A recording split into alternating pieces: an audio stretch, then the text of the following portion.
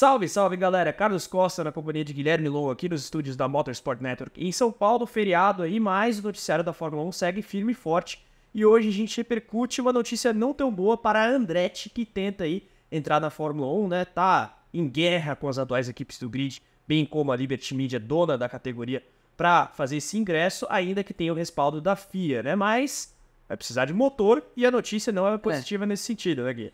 Tá bem ruim a situação da Andretti aí, complicador, né, numa situação que já não é muito fácil. O que aconteceu? Qual é a grande novidade? Bruno Famin, que hoje é o chefe interino da Alpine, depois da demissão de Otmar Szafnauer e de toda a cúpula da Alpine, deu uma declaração falando o seguinte: ele confirmou que sim, existia um pré-acordo da Renault com a Andretti, como Mário Andretti já tinha dado com a língua nos dentes ano passado ainda, se eu não me engano, mas ele falou o seguinte: o prazo desse pré-contrato acabou.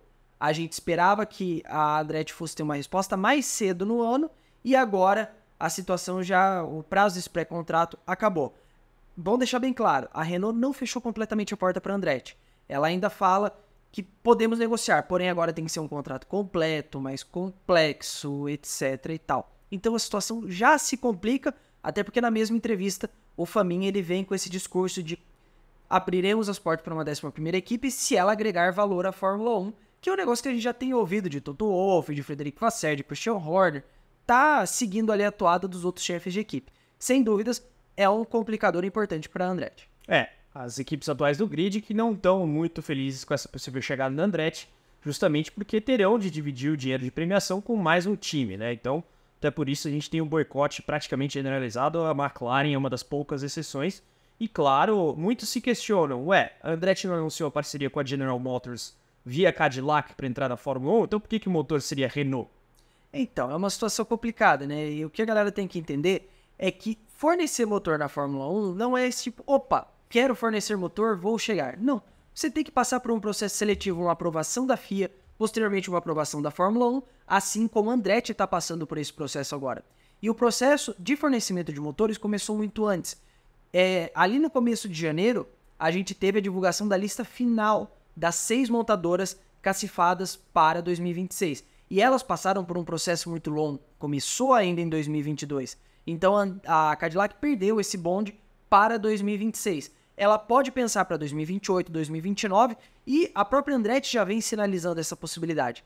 Aí vamos ver como é que fica. Mas para 2026, a Cadillac não tem como fornecer motores. E aí a gente tem que olhar para o restante do grid.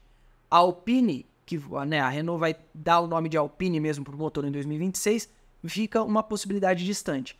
Resta olhar para as outras 5 possibilidades. 2 são novatas. Uma é novata mesmo, a Audi, que entra comprando a Sauber.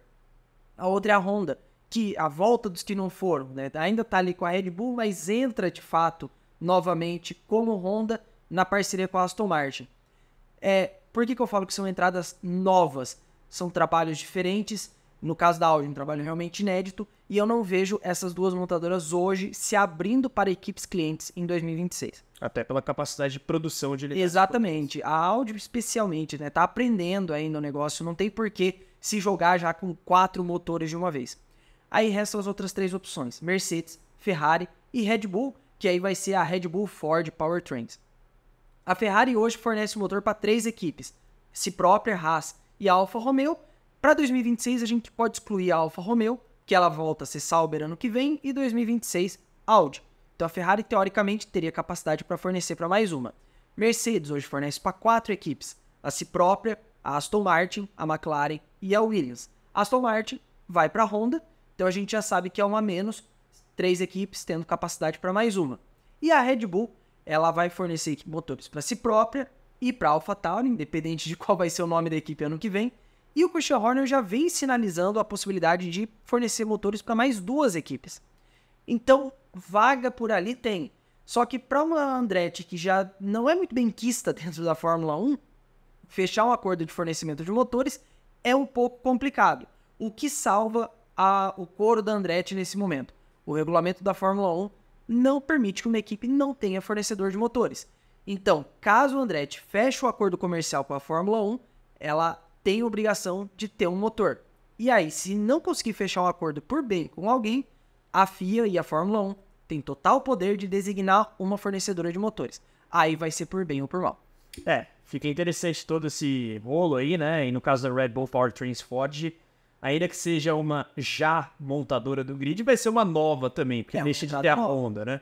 E aí, enfim, vamos ver como que a Andretti se movimenta nesse mercado e também o impacto não só para ela, mas para a própria Renault, que pode deixar de ter uma cliente com a qual mais uma vez, né? Então. É complicado, né? A Renault, desde que a McLaren voltou a usar motores Mercedes e que a Red Bull foi para a Honda, a Renault tá correndo sozinha.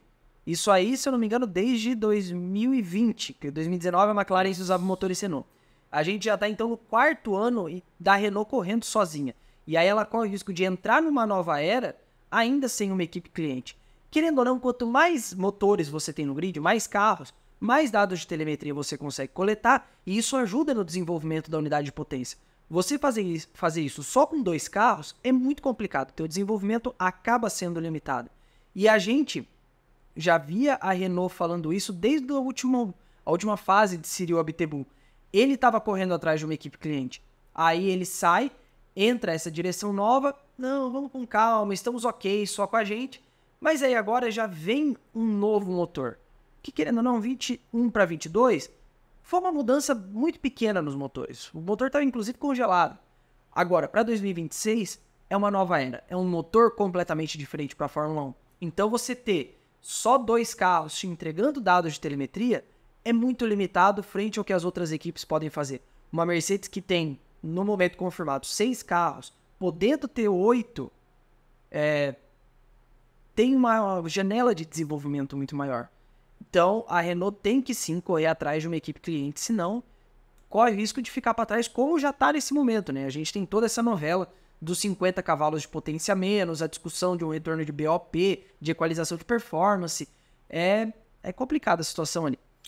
Realmente, lembrando que 2026, como o Gui bem destacou, motores novos, com a saída do MGU-H, né, presente na atual unidade de potência, atual desde 2014, então realmente é um novo ciclo e até por isso uma Cadillac Andretti ou uma General Motors Andretti não teriam a capacidade de fazer esse projeto para o curto prazo, né? E aí, até olhando para o calendário, acho que a entrada da Andretti em 25 está praticamente descartada, né? Muito difícil. O que faz a Andretti querer mesmo entrar em 2025 é a questão da taxa de diluição, né? Porque hoje ela ainda pode argumentar os 200 milhões de dólares. Para 2026, aí já entra dentro do novo Pacto de Concórdia. Aí depende de como ela vai negociar com a FIA. Aí é onde a situação complica. Mas você, em 1 ano e 2 meses... primeiro, a Andretti não conseguiu o acordo com a Liberty Media ainda. Ela precisa disso. Só depois que ela vai conseguir, de fato, trabalhar no carro. Esse acordo pode vir amanhã, pode vir no fim do mês, pode vir no fim do ano, pode vir no começo do ano que vem. Ainda mais num cenário em que a própria Fórmula 1 está muito contra a entrada da Andretti. Sim. Isso aí, então, complica muito a situação deles para entrar em 2025. E a taxa pode ser triplicada, o que obviamente impactaria no dinheiro disponível para o desenvolvimento do carro, ou seja, postergar para 2026 pode ser uma saída. Bom, galera, tá aí o quadro de informações sobre essa possível entrada da Andretti, a parceria, se é que vai rolar ou não, com a Renault. Enfim, muitas coisas para a gente acompanhar e, claro, o motorsport.com está em cima de todas essas histórias. Então, deixa o seu like aqui no vídeo de hoje, a sua opinião, claro, logo abaixo. Se inscreva, ative as notificações e, claro, cogite ser membro aqui do nosso canal. Os nossos assinantes nível hard, inclusive, têm direito a lives exclusivas com o Rico Penteado, ex-chefe de motores da própria Renault na Fórmula 1. A gente se vê na próxima. Até mais. Um grande abraço, siga a gente nas redes e tudo mais. Tchau, tchau.